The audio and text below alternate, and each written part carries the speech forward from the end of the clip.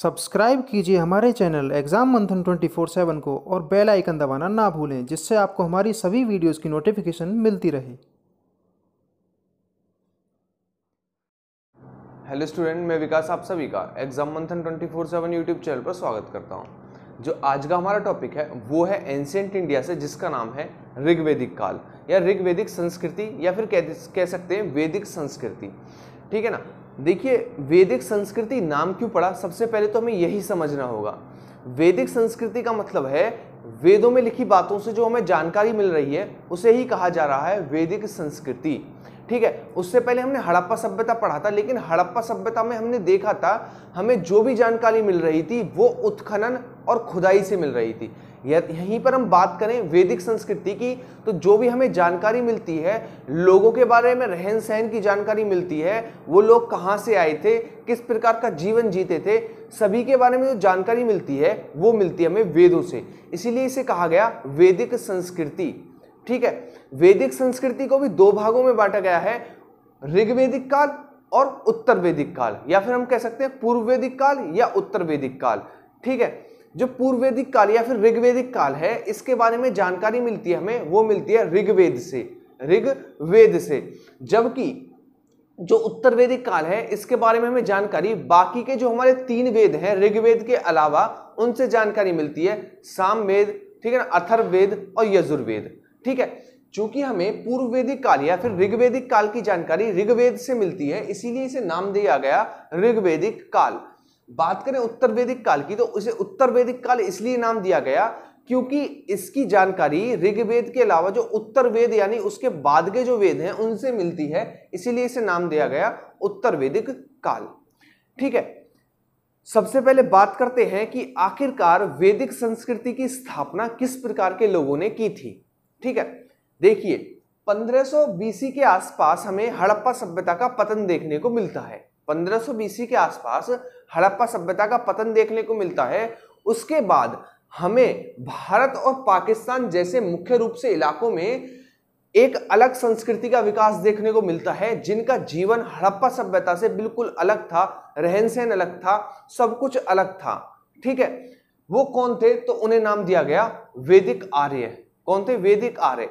चूंकि आर्य ने वैदिक काल तो इसे इसलिए कहा गया क्योंकि वेदों में इसकी जानकारी मिलती है। ठीक है। लेकिन इन जो लोग रहते थे जिनके बारे में जानकारी मिली है वो थे आर्य। कौन थे? आर्य। इसीलिए हम जो है वैदिक संस्कृति को आर्य संस्कृति भी कहते हैं।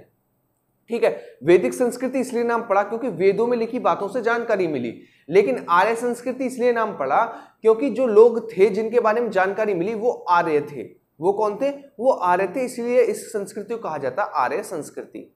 ठीक है। दूसरी बात आप समझिए, ये लोग कबीले में रहते थे। किस में रहते थे? कबीले में ये लोग रहते थे। और जो कबीले होते थे ये एक ही वंशज के होते थे, एक ही वंशज के होते थे।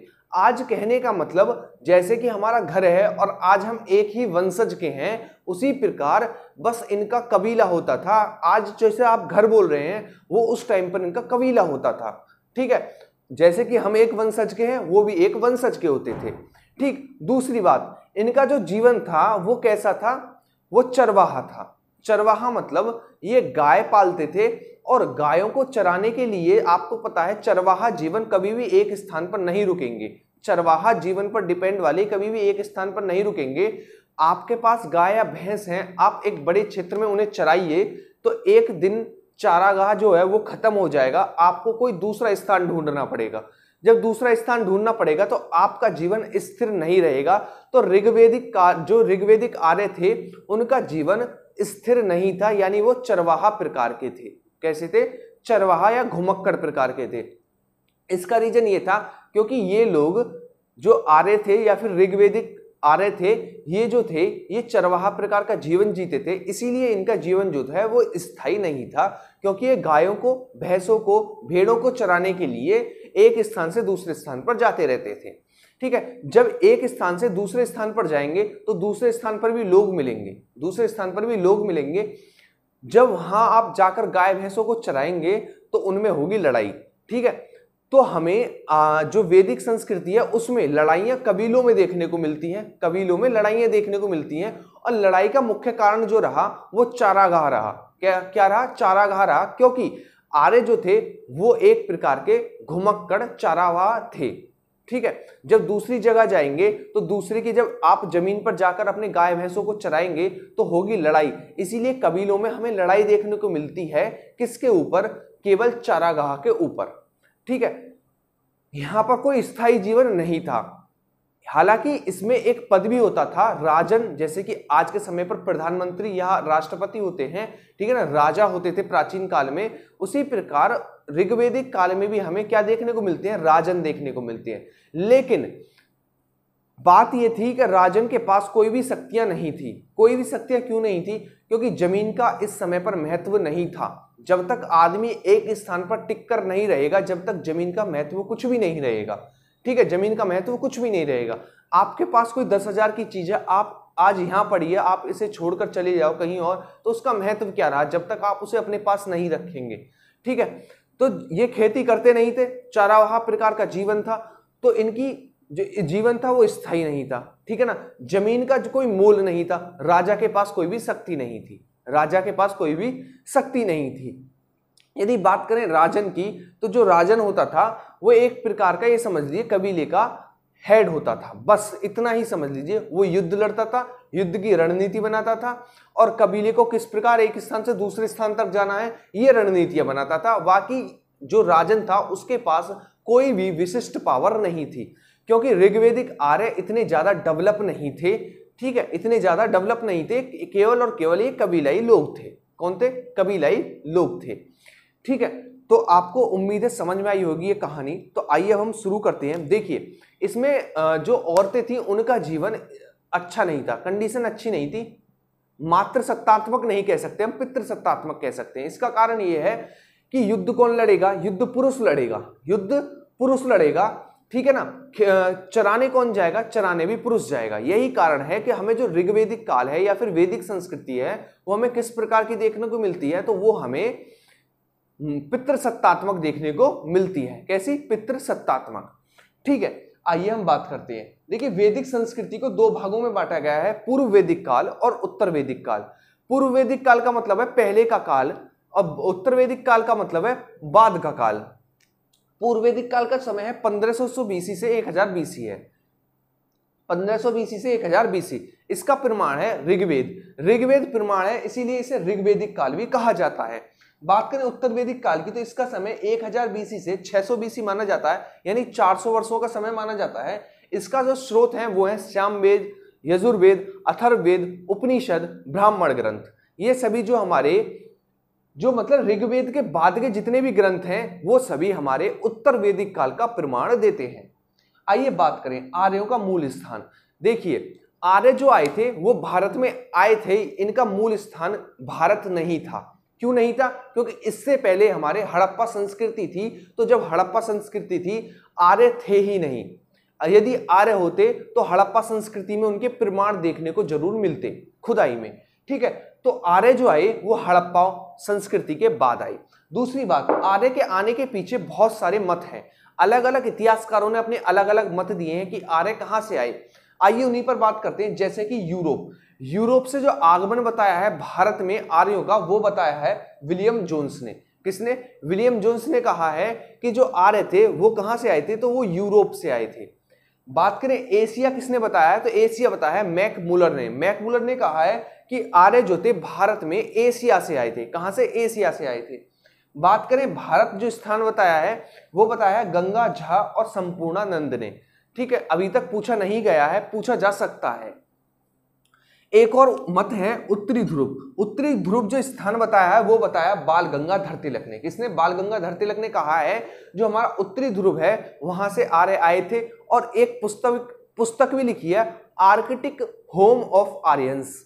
आर्कटिक होम ऑफ आर्यंस पुस्तक किसने लिखी है? तो ये लिखी है हमारी बाल गंगाधर तिलक ने। लेकिन ऐसा पॉसिबल नहीं है, क्योंकि जो आर्कटिक क्षेत्र है हमारा, उत्तरी ध्रुव है, वो वहां पर हमेशा बर्फ जमी रहती है। जब बर्फ जमी रहती है, और हमें पता है जो भारत की जलवायु है वो उष्ण कटिबंधीय है, यानी गर्मी वाला इलाका है, तो इतने ठंडे लोग इतनी गर्मी वाले इलाके में नहीं आ सकते। तो ये मत, हालांकि इस मत को ज्यादा प्रायिकता नहीं दी गई, लेकिन एग्जाम में क्वेश्चन पूछा जाएगा तो आपके लिए पूरी प्रायिकता है, चाहे गवर्नमेंट ने दी हो या ना दी हो। तो आपको यहां से क्या क्या याद रखना है, जो यूरोप स्थान बताया वो बताया विलियम जोन्स ने, ठीक है ना। एशिया स्थान बताया है मैक मुलर ने। बात करें भारत स्थान बताया है गंगा झा और संपूर्णानंद ने। उत्तरी ध्रुव जो स्थान बताया है वो बताया है किसने, बाल गंगाधर तिलक ने। उत्तरी ध्रुव ऑफ आर्यंस यानी आर्कटिक होम ऑफ आर्यंस जो पुस्तक है वो भी तिलक ने लिखी है, ठीक है। इसके बाद हम बात करते हैं आर्य। आर्य का मतलब होता है श्रेष्ठ और कुलीन। श्रेष्ठ और कुलीन मतलब होता है आर्यों का, ठीक है ना, पूछा गया क्वेश्चन है। नेक्स्ट हम बात करते हैं आर्यों ने ऋग्वेद की रचना। आर्यों ने ऋग्वेद की रचना सप्त सैंधव क्षेत्र में की है। सप्त सैंधव क्षेत्र का मतलब है सिंधु व उसकी सहायक नदियों के आसपास की है। देखिए जो आर्य थे वो भारत के ऊपरी वाले इलाके में रहे, ऊपरी वाले ठंडे इलाके में रहे, ठीक है ना। इसी कारण जो सर्वाधिक नदी का उपयोग बताया गया है ऋग्वेद में, आर्यों ने बताया है, वो बताया है सिंधु नदी का। किसका, सिंधु नदी का, क्योंकि वो सिंधु नदी के आसपास रहे, इसीलिए समुद्र के रूप में इन्होंने सिंधु नदी को ही जाना, समुद्र के रूप में सिंधु नदी को ही जाना और सिंधु नदी का सबसे ज्यादा उल्लेख भी किया है, सिंधु नदी का सबसे ज्यादा उल्लेख भी किया है ऋग्वेद में, ठीक है ना। वहीं पर बात करें उससे नीचे आए तो गंगा नदी का केवल 3 बार उल्लेख किया है। उससे नीचे आए तो हम यमुना नदी का 3 बार किया है। यदि उससे भी नीचे आए तो हमारी गंगा नदी पड़ती है जिसका 1 बार ही उल्लेख किया है। इसका मतलब आर्य हमारे मध्य भारत तक पहुंच ही नहीं पाए, बल्कि वो ऊपरी इलाकों में ही रहे। यदि वो मध्य भारत तक पहुंचे हुए होते तो वो गंगा नदी का भी बहुत ज्यादा बार वर्णन करते, क्योंकि गंगा नदी हमारी कितनी पवित्र है, ठीक है ना। उन्होंने जैसे जैसे वो नीचे आते गए उसी प्रकार उन्होंने चीजों का जो विवरण है वो कम करना शुरू कर दिया, क्योंकि वो वहां तक पहुंचे ही नहीं थे, ठीक है ना। उन्होंने हिमालय का वर्णन किया, इधर हिंदू कुश पर्वत, सुलेमान पर्वत सभी का वर्णन किया, लेकिन उन्होंने विंध्य पर्वत का वर्णन नहीं किया, ठीक है ना, मालवा के पठार का वर्णन नहीं किया। तो इससे क्या पता चलता है कि आर्य जो थे वो हमारे ऊपरी वाले इलाके में पहुंच पाए थे, लेकिन नीचे वाले इलाके में आर्य नहीं पहुंच पाए थे। फॉर एग्जाम्पल सिंधु नदी, ठीक है ना, का बहुत ज्यादा बार वर्णन देखने को मिलता है सर्वाधिक, लेकिन उसके नीचे आए तो बात यमुना पड़ती है, यमुना का 3 बार देखने को मिलता है। उससे नीचे आए तो गंगा पड़ती है, गंगा का केवल 1 बार देखने को मिलता है। यानी जैसे जैसे हम नीचे आते जा रहे हैं आर्यों का विस्तार खत्म होता जा रहा है, ठीक है। आप समझ चुके होंगे जो आर्य थे उन्होंने जो हमारा ऋग्वेद है उसकी रचना कहां पर की थी, सप्त सैंधव क्षेत्र, सिंधु और उसकी सहायक नदी को कहा जाता है सप्त सैंधव क्षेत्र, ठीक है। बात करें अगली नदी सूक्ति का वर्णन। नदी सूक्ति का वर्णन हमें ऋग्वेद के 10वें मंडल में देखने को मिलता है।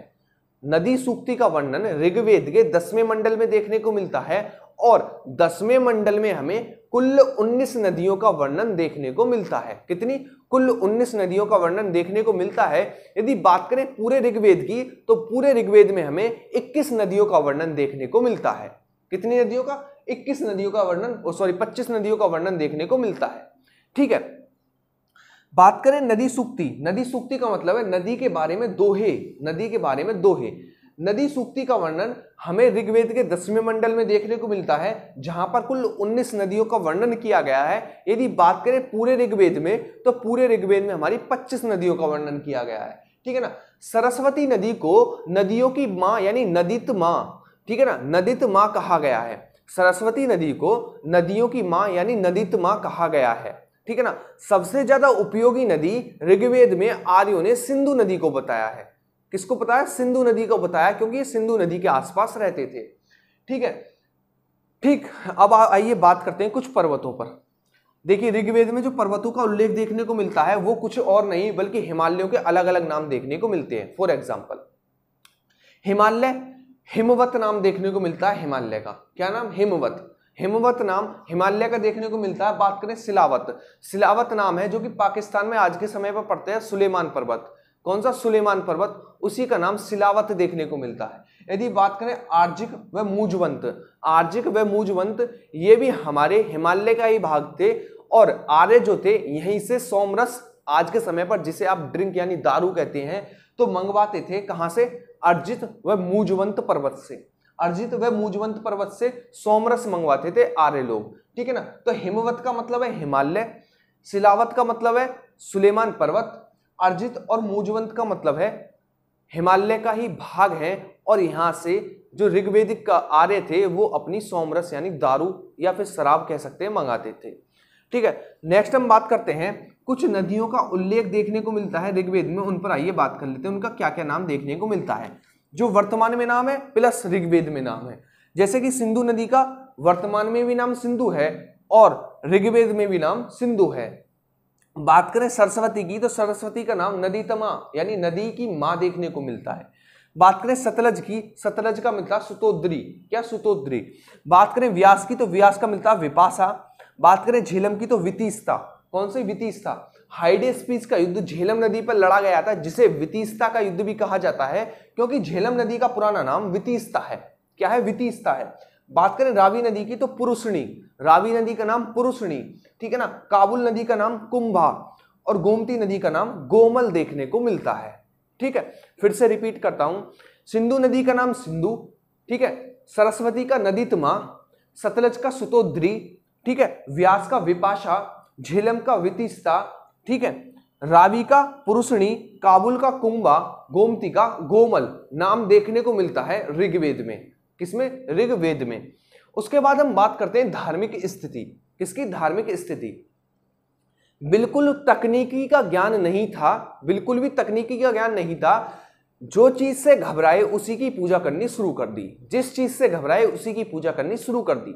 ऐसा बल्कि ऋग्वेद में नहीं बल्कि हमें हड़प्पा सभ्यता में भी देखने को मिला। ठीक है, तकनीक का ज्ञान नहीं था, बारिश हुई उन्हें पता नहीं क्यों हुई, बारिश के देवता बना दिए, धूप ज्यादा पड़ी तो सूर्य देवता बना दिए, ठीक है ना। प्रकृति आपदा आई तो प्रकृति के देवता बन गए। तो उसी प्रकार जैसे जैसे आपदाएं आई उन्होंने डर से भगवान का रूप धारण कर लिया, डर से भगवान का रूप धारण कर लिया। डर से ही भगवान की उत्पत्ति का सिद्धांत मिलने को देखने को मिलता हमें ऋग्वेद में। किसमें, ऋग्वेद में। ठीक है, ऐसा ऋग्वेद में देखने को मिलता है। ठीक है, यास्क के अनुसार कुल 3 प्रकार के देवता देखने को मिलते हैं, आकाश के देवता, अंतरिक्ष के देवता और पृथ्वी के देवता। ठीक है ना, आकाश के देवता, अंतरिक्ष के देवता और पृथ्वी के देवता। यदि बात करें आकाश के देवता की तो आपको नाम याद रखने हैं, ध्योष, वरुण, विष्णु, सूर्य और मित्र।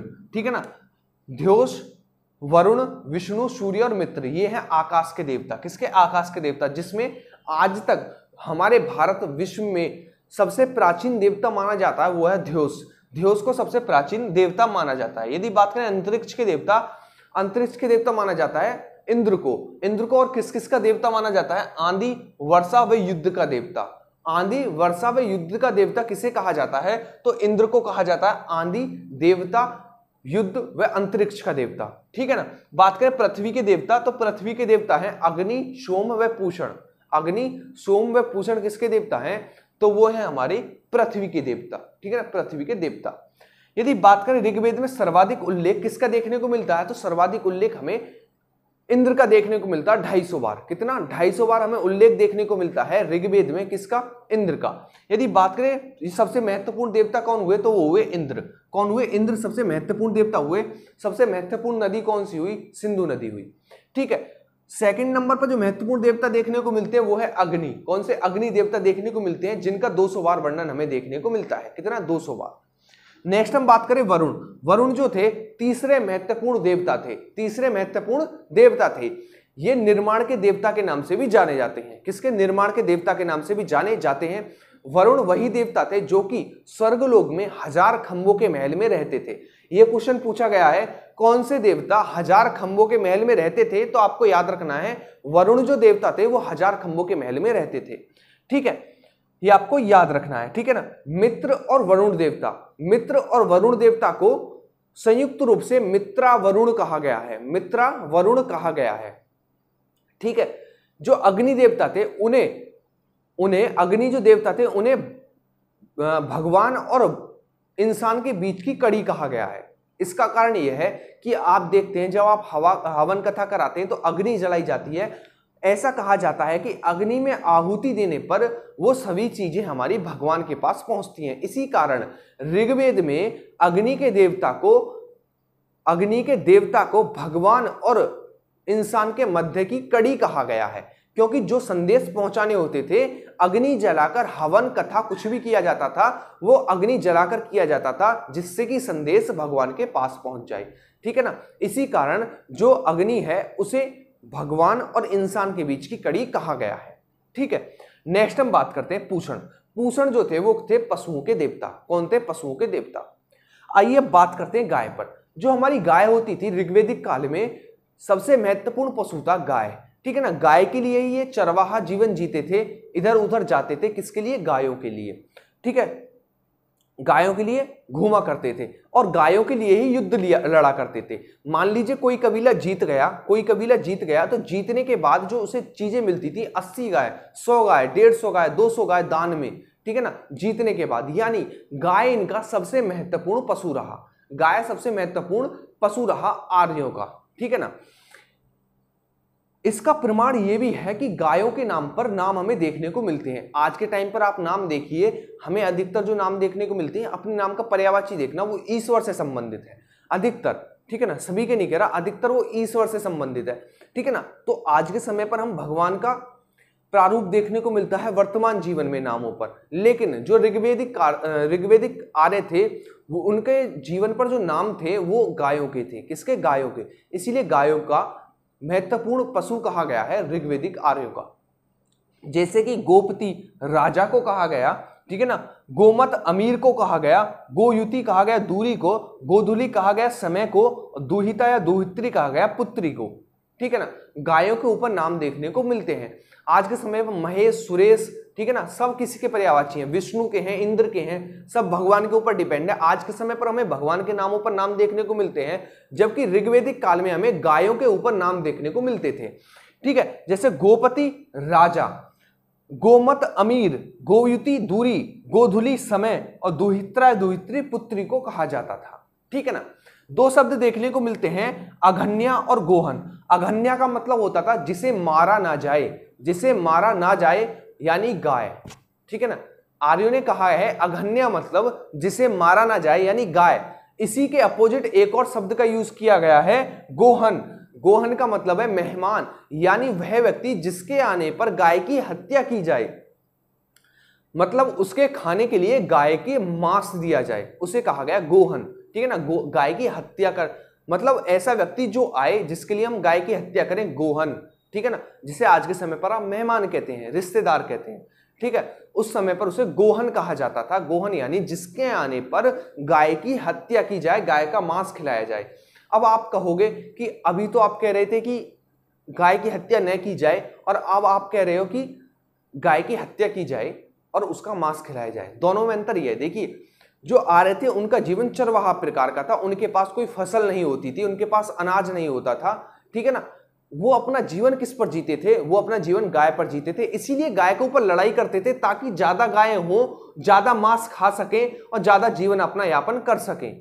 ठीक है ना, लेकिन ऐसा नहीं है कि गाय को मार के खा रहे हैं, लेकिन ऐसा नहीं था। अंतर यह था कि कभी कुछ फंक्शन वगैरह हुआ तब काट लिया गायों को। ठीक है ना, लेकिन आर्यों ने सबसे ज्यादा पवित्र जो पशु माना है वो गाय को माना है। उसकी पूजा करते थे, उसके लिए युद्ध लड़ते थे। ठीक है, उसके लिए एक स्थान से दूसरे स्थान जाते थे। लेकिन जब आप ये समझिए, जब उन्होंने किसी भी फसल नहीं उगाते थे, अनाज नहीं होता था, तो कुछ खाना भी पड़ेगा, कुछ खाना भी पड़ेगा। ये कबीलियाई लोग थे, ये कोई शिकारी नहीं थे। ठीक है ना, ये कोई पुरापाषाण काल के लोग नहीं थे, शिकारी नहीं थे। ये कैसे थे? आर्य लोग। श्रेष्ठ व कुलीन क्या होगा? श्रेष्ठ व कुलीन कौन लोग होंगे? श्रेष्ठ व कुलीन वैसे लोग होंगे जो किसी की हत्या ना करते हो। तो वो शिकार कैसे कर सकते हैं? वो शिकार कैसे कर सकते हैं? तो किसी ना किसी चीज पर डिपेंड रहना पड़ेगा। तो वो गाय ही उनका मेन स्तंभ था जीवन यापन का। ठीक है, तो इस प्रकार की जीवन जिया किसने? आर्यों ने। ठीक, तो आइए अब थोड़ा सा और रह रहा है ऋग्वेदिक काल के बारे में। आज हम ऋग्वेदिक काल को कंप्लीट कर लेते हैं ताकि नेक्स्ट वीडियो में हम उत्तर वैदिक काल को कंप्लीट कर सकें। ठीक है, एक और आपसे रिक्वेस्ट है, आप वीडियो को शेयर किया करें, उन स्टूडेंट्स को वीडियो तक पहुंचाएं जिनको जरूरत है। दूसरी बात, जरूरत है यूट्यूब पर बहुत चीजें हैं, लेकिन आप कम से कम जो मेरा टैलेंट है, जो मैं पढ़ा रहा हूं, उसे तो लोगों तक पहुंचा सकते हैं। आप वीडियो को शेयर कर सकते हैं। व्हाट्सएप ग्रुप है, टेलीग्राम ग्रुप है, फेसबुक ग्रुप है, किसी पे भी आप शेयर कर सकते हैं। ठीक है, दूसरी चीज, आप ये मत समझिएगा कि एंशिएंट इंडिया से क्वेश्चन नहीं आते हैं। एंशिएंट इंडिया से क्वेश्चन नहीं आते हैं, ये आपने बना लिया है अपने दिमाग में, ठीक है ना। जब पेपर हार्ड आ जाता है, जब पेपर एंशिएंट इंडिया से क्वेश्चन आ जाएंगे तो कहोगे पेपर हार्ड आया और आउट ऑफ सिलेबस था, क्योंकि आपने पहले ही सिलेबस डिसाइड कर लिया था अपना कि हमें इतना पढ़ना है, सीमित पढ़ना है, ठीक है ना। कभी पूरा सिलेबस करके देखें, कभी भी पेपर हार्ड नहीं लगेगा। एक पेपर क्वालिफाई करने के लिए कितने मार्क्स चाहिए? 70%, 75%। कभी भी किसी सरकारी एग्जाम में ऐसा कहा है कि हमें 100% मार्क्स चाहिए आपसे? नहीं कहा। 75% तक, 80% तक मार्क्स चाहिए। 20% वो भी आपको छोड़ रहा है, 20% एग्जामिनर भी छोड़ रहा है कि आपसे नहीं होगा, ठीक है। तो आप उस 20% को छोड़ने के साथ साथ और 20% छोड़कर अपना सिलेक्शन रोक देते हैं। कारण यह है कि आप सिलेबस अपने आप डिसाइड कर लेते हैं, सिलेबस अपने आप डिसाइड कर लेते हैं। उसमें कहा गया है कि एंशिएंट इंडिया आएगा तो आप मॉडर्न को क्यों ज्यादा प्राथमिकता दे रहे हैं, जबकि लिखा हुआ है एंशिएंट इंडिया आएगा। कहीं ऐसा लिखा हुआ है कि एंशिएंट इंडिया कम और मॉडर्न इंडिया ज्यादा आएगा? देखना, सिलेक्शन वो लेंगे जो अच्छे से तैयारी कर रहे हैं। मत पढ़िए, आप मत पढ़िए। बहुत बच्चे हैं पढ़ने के लिए जिन्होंने एंशिएंट इंडिया को घोट के पी रखा है, मॉडर्न मिडिवल सब कुछ घोट के पी रखा है। आपके ना करने और करने से क्या होता है, ठीक है। अपने आप सिलेबस डिसाइड ना करें। इतने बड़े सेवा आयोग ने जो सिलेबस बनाया है उसको प्राथमिकता दे, खुद अपने आप ज्ञानी विद्वान ना बने, ठीक है। जो सिलेबस डिसाइड कर रहे हैं कोई वो आम आदमी नहीं है, ठीक है। आम आदमी का मतलब ये नहीं है कि वो कोई स्टूडेंट है, वो IAS PCS है जो सिलेबस डिसाइड कर रहे हैं। तो आप अपने आप सिलेबस काट कर दूसरा सिलेबस ना बनाएं, क्योंकि आपको ये अधिकार सरकार ने नहीं दिया है कि जब एग्जाम हो तो आप अपना सिलेबस बताना, हम उसमें से पेपर देंगे, ठीक है ना। तो एंशिएंट इंडिया लिखा हुआ, तो एंशिएंट इंडिया से ऐसा भी हो सकता है हिस्ट्री में 7 क्वेश्चन पूछे गए हों और 6 एंशिएंट इंडिया से हो, तो आप उंगली नहीं उठा सकते हैं, लेकिन आपका सिलेक्शन 100% रुक जाएगा, ठीक है। तो आप लगातार पढ़िए, जो सिलेबस है कंप्लीट कीजिए। जब मिल रहा है तो क्या दिक्कत है, सिलेबस को कंप्लीट कीजिए एक बेहतरीन स्तर से एक ऊंचे स्तर तक, ठीक है। तो जो हमारा भी रह रहा है ऋग्वेदिक काल में, उसे आइए कंप्लीट करते हैं। उसके बाद हम कल से देखेंगे उत्तर वैदिक काल। तो आइए शुरू करते हैं जो हमारा शेष रह रहा है। 2-3 चीजें बची हैं हमारी, उन पर बात कर लेते हैं। जैसे कि सबसे पहले बात करते हैं कबीला। हमें जो कबीले देखने को मिलते हैं, मैंने आपको बताया था, उसमें सबसे महत्वपूर्ण था भरत कबीला, क्योंकि भरत कबीले के नाम पर ही हमारे देश का नाम भारत पड़ा, ठीक है। हमारे देश का नाम किस कबीले के नाम पर भारत पड़ा? तो भरत कबीले के नाम पर भारत पड़ा। कबीलों का दूसरा नाम भी होता था जन। जन क्या होता था? जन का मतलब होता था कबीला, ठीक है। जैसे कि हमें पंचजन देखने को मिलती है। पंचजन का मतलब है 5 कबीलों का समूह। वो 5 कबीले कौन कौन से थे? वो थे पुरु, यदु, अणु, द्रुह और त्रुवस, ठीक है। पुरु, यदु, अणु, द्रुह व त्रुहस, ये हमारे 5 कबीले थे जिन्हें संयुक्त रूप से पंचजन कहा जाता था। क्या कहा जाता था? पंचजन कहा जाता था। बात करें अयस, अयस जो है धातुओं के लिए यूज किया गया। वर्तमान में आप धातुएं बोलते हैं, ऋग्वेदिक काल में उन्हें अयस बोला जाता था। आज आप जिसे सोना बोलते हैं, ऋग्वेदिक काल में उसे निष्क बोला जाता था। क्या? निष्क बोला जाता था। यदि हम बात करें, एक युद्ध देखने को मिलता है दासराग युद्ध। दासराग युद्ध, दासराग युद्ध हमारा भरत कबीले और पंचजन के बीच हुआ था। भरत कबीले और पंचजन के बीच हुआ था। इसका कारण ये था कि जो हमारे गुरु विश्वामित्र थे वो पहले भरत कबीले के गुरु थे। भरत कबीले ने विश्वामित्र को हटाकर अपना गुरु वशिष्ठ को बना लिया, अपना गुरु वशिष्ठ को बना लिया, जिसके कारण गुरु विश्वामित्र ने गुस्से में आकर 5 कबीलों का एक संगठन बनाया। 5 कबीलों का एक संगठन बनाया। वो कौन से थे? वो थे पंचजन, पुरु, यदु, अणु, द्रुह, त्रुहस, ठीक है ना। दोनों का, इनका 5 का संगठन बना के इन वाले कबीलों ने भरत कबीले से लड़ाई की, लेकिन जीत भरत कबीले की हुई। जीत किसकी हुई? भरत कबीले की हुई। तो पूछा जाएगा कि दासराग्य युद्ध, दासराग्य युद्ध जो है, हमें पहली बात तो इसका वर्णन 7वें मंडल में देखने को मिलता है। दूसरी बात, वो किस किस के बीच हुआ था? ये भरत कबीले व पंचजन के बीच हुआ था। तीसरी बात, इसमें जीत किसकी हुई थी? तो इसमें जीत भरत कबीले की हुई थी, ठीक है ना। बात करें राजनीतिक व्यवस्था, राजनीतिक व्यवस्था जैसे कि आज के समय पर प्रधानमंत्री, राष्ट्रपति, राज्यपाल, उपराज्यपाल, मुख्यमंत्री देखने को मिलते हैं, उसी प्रकार ऋग्वेदिक काल में भी कुछ इकाइयां देखने को मिलती हैं राजनीतिक से संबंधित। जैसे कि जो हमारे पूरे देश का मुखिया होता था उसे कहा जाता था राजन। जैसे कि उनके पूरे कबीलाओं का समूह राजन। विस का मतलब होता था विस्पति, यानी जिला। आप जिले से कनेक्ट कर सकते हैं, विस मतलब जिला। तो इसका जो मालिक होता था वो होता था विस्पति। बात करें ग्राम यानी गांव, आज का समय का गांव, इसका जो मालिक होता था वो होता था ग्रामीणी, ठीक है ना। यदि बात करें कुल यानी आपके घर के मुखिया, कुल मतलब आपके परिवार के सबसे बड़े सदस्य, जैसे कि आपके बाबा परबाबा जीवित हैं तो कुलपति कहा जाता था, ठीक है ना। तो सबसे बड़ी इकाई होती थी राजन और सबसे छोटी इकाई होती थी कुलपति, ठीक है ना। सबसे बड़ी इकाई होती थी राजन, जो कि पूरे जितने भी कबीले होते थे 10, 20, 30, 40, 100, 200 सबका मालिक होता था, उसे राजन कहा जाता था। आज के समय पर आप उसे हमारे देश से कनेक्ट कर सकते हैं। दूसरा विश्व मतलब जिला, तो विश्वपति, ठीक है ना। ग्राम का मतलब गांव, तो ग्रामीणी, ठीक। कुल का मतलब आपके एक कबीले का सबसे बड़ा सदस्य, यानी कुलपति। कौन? कुलपति, ठीक है। सबसे बड़ी इकाई राजन और सबसे छोटी इकाई कुलपति। यदि बात करें हमें 3 संस्थाएं देखने को मिलती हैं जो कि हमारे राजन पर एक कंट्रोल रखती थी, राजन पर एक कंट्रोल रखती थी। कौन कौन सी? कहीं राजन ऐसा ना हो कि कुछ गलत कार्य ही करने लगे, ठीक है। उस पर कंट्रोल करने के लिए हमें 3 समितियां देखने को मिलती हैं, विधव, सभा और समिति, ठीक है ना। विधव, सभा और समिति। विधव जो थी वो पहली समिति थी, यानी पहली एक संगठन था जिसका 122 बार उल्लेख देखने को मिलता है, सर्वाधिक। यदि बात करें सभा, तो इसमें केवल कुलीन लोग भाग लेते थे, यानी उच्च कुल के लोग, जो हमारे बड़े बड़े नेताओं के कह सकते हैं, उस समय पर बड़े बड़े नेताओं के जो बेटे या फिर उनके परिवार वाले होते थे वो भाग लेते थे। इसका वर्णन हमें 8 बार देखने को मिलता है ऋग्वेद में। यदि बात करें समिति, तो समिति में आम जनता भी भाग लेती थी, यानी राजा होता था उनकी प्रॉब्लम सोल्व करने के लिए, और आम जनता भी बैठी हुई होती थी। जैसे कि यूपी में, ठीक है ना, दरबार लगाया जाता है, किसी किसी राज्य में दरबार लगाया जाता है जिसमें मुख्यमंत्री वगैरह आते हैं और उनकी समस्याएं लेते हैं और आम जनता सामने बैठी हुई होती है, वही होती थी उस समय पर समिति, उस समय पर समिति, ठीक है ना। बात करें टैक्स की, तो उस समय पर टैक्स को बलि कहा जाता था। क्या कहा जाता था? बलि कहा जाता था। और जो टैक्स होता था इसमें कोई रुपया धन नहीं दिया जाता था, बल्कि उस समय पर रुपया था ही नहीं तो क्या दिया जाएगा, ठीक है। उस समय पर क्या दिया जाता था? सोना दे दिया, ठीक है, दूध दे दिया, मठा दे दी, दही दे दी, ठीक है, इस प्रकार की चीजें, पानी दे दिया पीने के लिए। तो ये होता था टैक्स। क्या होता था? टैक्स होता था ये, जो कि राजन को दिया जाता था। मान लीजिए आप 1 लोटा दही दिया जी, ठीक है ना, ये आपका टैक्स हुआ।